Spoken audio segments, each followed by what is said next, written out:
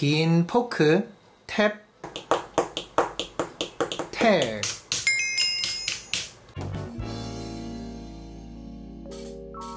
안녕하세요, 라이브렉스입니다. 오랜만에 기계식 키보드를 하나 가지고 왔습니다. 요거 주변 지인들의 조언도 있고 해서 이제 앞으로는 기계식 키보드 관련해서도 좀 이야기를 자주 소개해 드리려고 해요. 그래서 지금 여러가지 준비를 하고 있기도 하고 이런 거에 대해서는 또 차차 이야기를 하면 될 것 같고, 우선 오늘 가지고 온 요 녀석, 요거는 빈포크 탭택이라는 제품인데요. 요것도 주변 지인을 털어서 가지고 왔어요.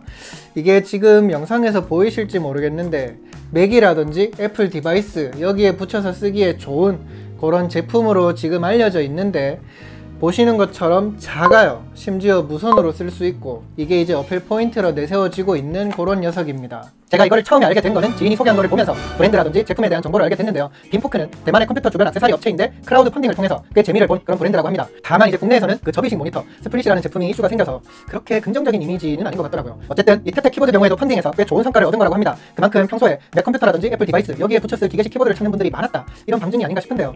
적당히 해라. 귀에서 피 나일 것 같아.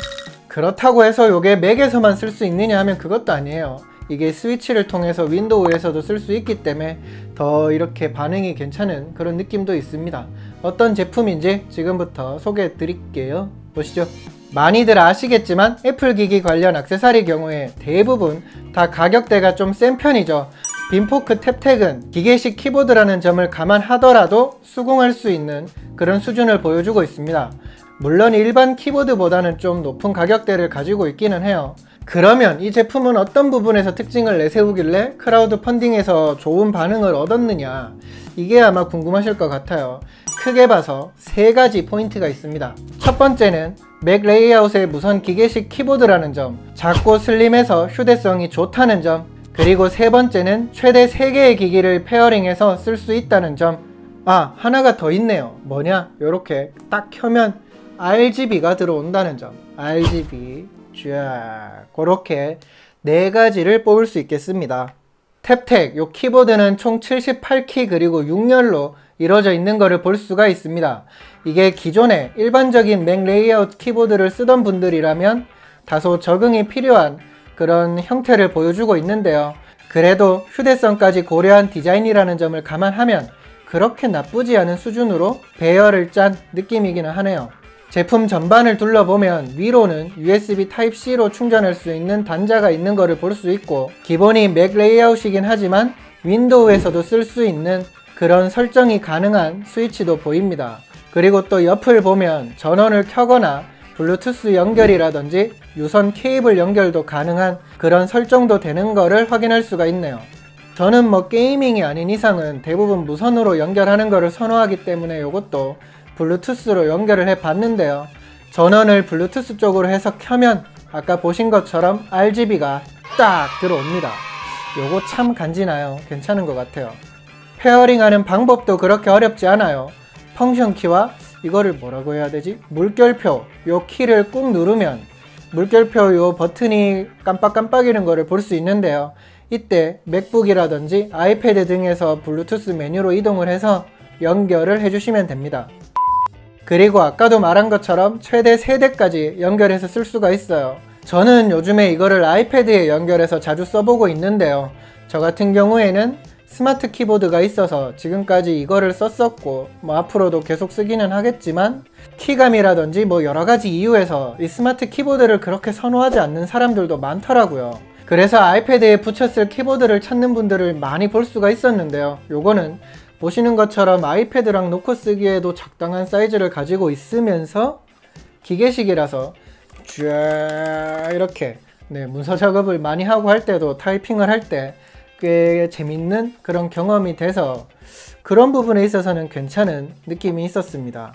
다만 이제 요게 두께가 그렇게 휴대에 완전히 대만족이라고 할 정도까지는 아니긴 해요. 키캡을 분리해 보면 청축 스위치가 보이는데요. 이게 커스텀한 거라고 합니다. 이런 덕분에 더 사이즈를 줄일 수 있었다고 하네요.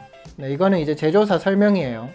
지금 말씀드린 것처럼 청축 기반이라서 아무래도 조용한 곳에서 쓰기에는 제약이 있을 수밖에 없습니다. 청축 특유의 소음, 그러니까 클릭음 때문에 그런 건데요. 이게 커스텀해서 소음을 줄였다고는 하는데 그래도 여전히 특유의 소음이 없지는 않아요.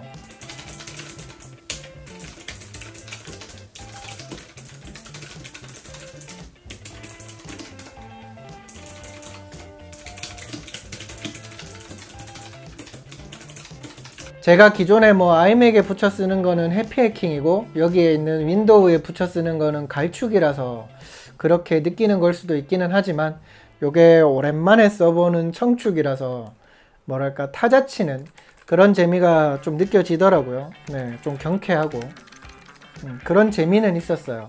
그래서 뭔가 이렇게 치고 있으면 스스로 되게 열심히 일하는 것 같은 그런 기분이 들어서 괜찮았습니다.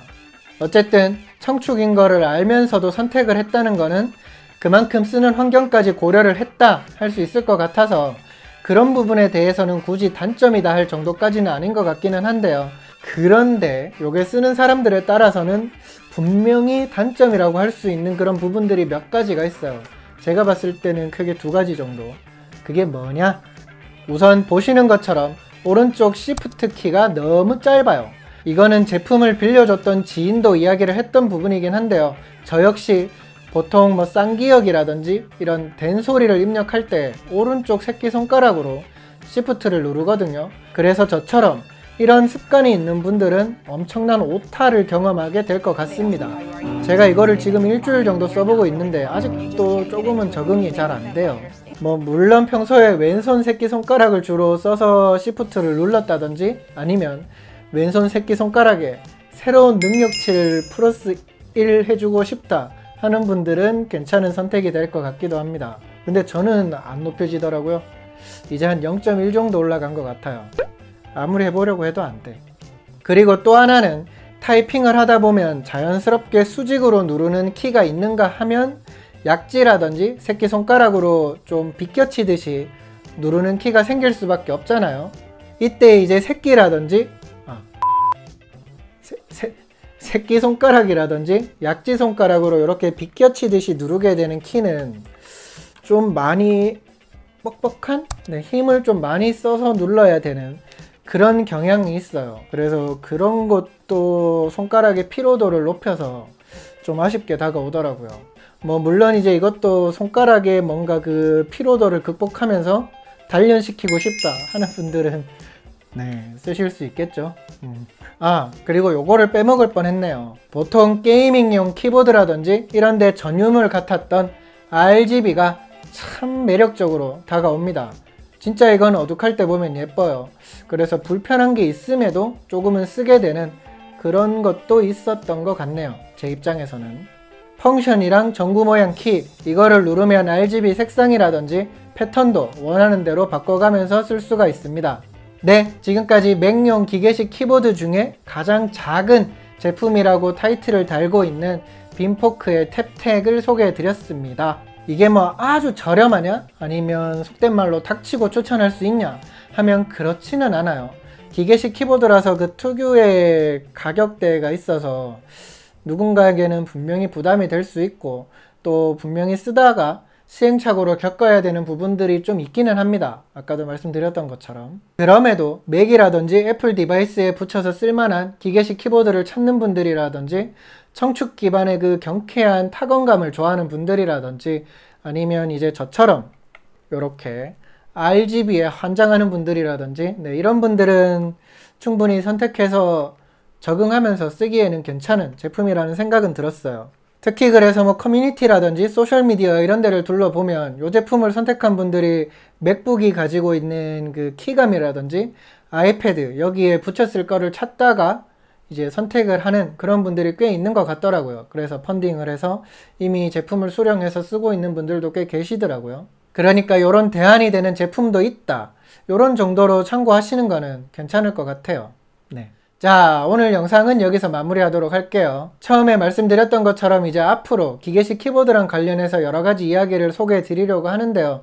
혹시나 궁금한 제품이 있다 하시면 그런 것도 댓글로 남겨주세요. 그러면 반영해서 리뷰해 볼 수 있도록 하겠습니다. 그러면 구독과 좋아요, 알림 체크 잊지 마시고 꾹 눌러주시면서 무료니까 또 한번 꾹 눌러주시면서 네, 또 다른 영상에서 뵙도록 할게요. 감사합니다. 빠이빠이.